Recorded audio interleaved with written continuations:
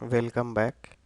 हमारा आज का जो टॉपिक है वो है अप्लीकेबिलिटी ऑफ जीएसटी इन ग्राम पंचायत।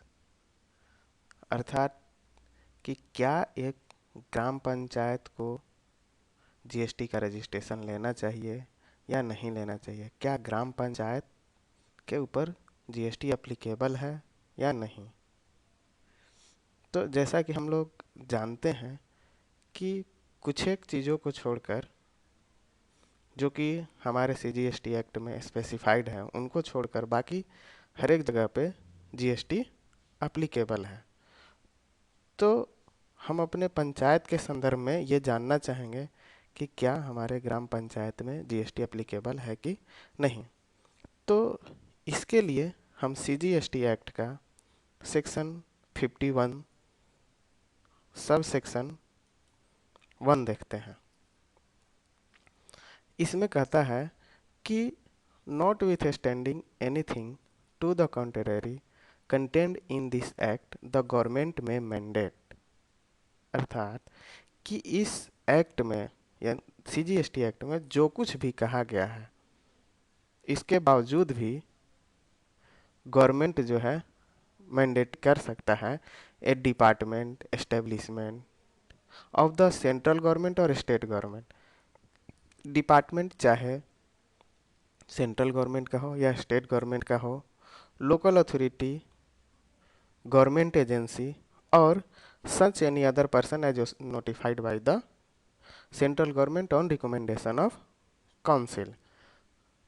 ठीक है कि इसमें कहा गया है कि हमारे एक्ट में सीजीएसटी एक्ट में जो कुछ भी कहा गया है इसके बावजूद भी सेंट्रल गवर्नमेंट जो है, जो गवर्नमेंट है, वो इन्हें जो ए बी सी और डी में एक्सप्लेन है उन्हें एज ए डिडक्टर मैंडेट कर सकता है 1% के हिसाब से सीजीएसटी डिडक्ट करने के लिए जो कि सर्विसेज और गुड्स एक सप्लायर के द्वारा सप्लाई की गई हैं और जिसका कॉन्ट्रैक्ट वैल्यू 2.5 लाख रुपए को एक्सीड करता है।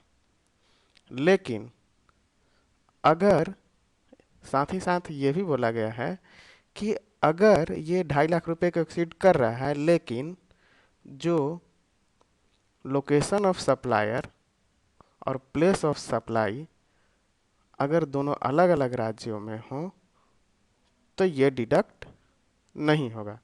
अर्थात 1% लिखा हुआ है मतलब 1% सीजीएसटी और 1% एसजीएसटी डिडक्ट होगा। अब इसमें इस एक्सप्लेनेशन में दिया हुआ है कि for the purpose of deduction of tax specified above the value of supply shall be taken as the amount excluding the central tax. अर्थात टैक्स वाले कंपोनेंट को छोड़कर जो नेट वैल्यू है उनको जो है ये जो 2.5 लाख रुपए का कैलकुलेशन करेंगे टैक्स वगैरह वाले कंपोनेंट को हर अलग करके तब जोड़ेंगे। तो अब आप लोग सोच रहे होंगे कि हम इस सेक्शन को क्यों दिखाएं। तो इस सेक्शन में ये जो लोकल अथॉरिटी दिया हुआ है हमारा पंचायत इसी के अंदर फॉल करता है। अब इसके अंदर फॉल करता है कि नहीं इसको देखने के लिए सीजीएसटी एक्ट का सेक्शन 2 सब सेक्शन 69 हम देखते हैं, जहाँ पे यहाँ फर्स्ट में ही दिया हुआ है लोकल अथॉरिटी मीन्स अ पंचायत। लोकल अथॉरिटी के डिफिनीशन में और भी बहुत सारे हैं मगर हम अभी पंचायत के संदर्भ में बात कर रहे हैं इसलिए हम पंचायत के बारे में बोल रहे हैं। यानी कि लोकल अथॉरिटी में हमारा पंचायत भी आता है। तो इसके अकॉर्डिंग एक पंचायत को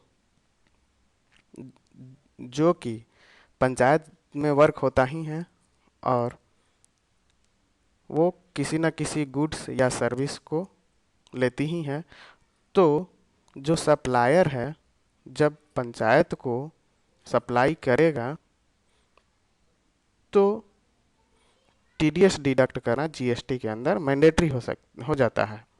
अब इस टीडीएस को जमा करने के लिए पंचायत को अपना रजिस्ट्रेशन जीएसटी में कराना पड़ेगा। भले ही पंचायत का रजिस्ट्रेशन एक जनरल टैक्स पेयर के रूप में ना हो, मगर एज ए डिडक्टर पंचायत का जीएसटी में रजिस्ट्रेशन कराना मैंडेटरी हो जाता है।